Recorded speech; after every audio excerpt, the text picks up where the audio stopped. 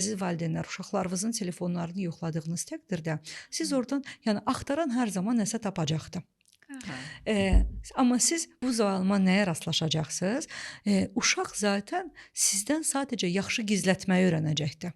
Ha, Yəni maraqlıdır. çünki siz nə qədər bir belə deyək də bir IT mütəxəssisi olsanız belə, sizin Uşaq uşağınız qədər biz daha çevikdir. Bəli, bəli, bilə bilmərik. Zehni daha çevikdir, emosiyaları daha hayküylüdür, daha rəngarəngdir və o mütləq sadəcə bütün bu situasiyada sizə daha gözəl yalan danışmağı öyrətdiniz ona.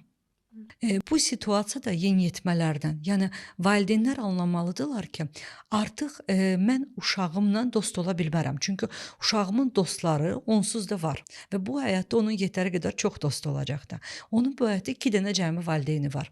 Bir atası və bir də anası. Və biz sadəcə həmin vaxtı valideyn olmağı öyrənməliyik.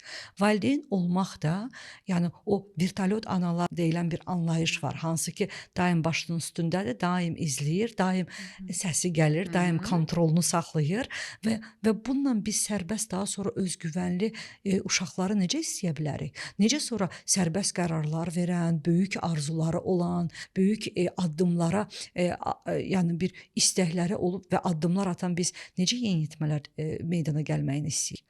Yəni onlar sərbəst yeniyetmə belə məsəl üçün 11 yaşında yeniyetmə hələ də sərbəst yemək özünə bişirə bilmirsə və yaxud da bir 10 yaşında yeniyetmə hələ də valideyn onu çimizdirirsə.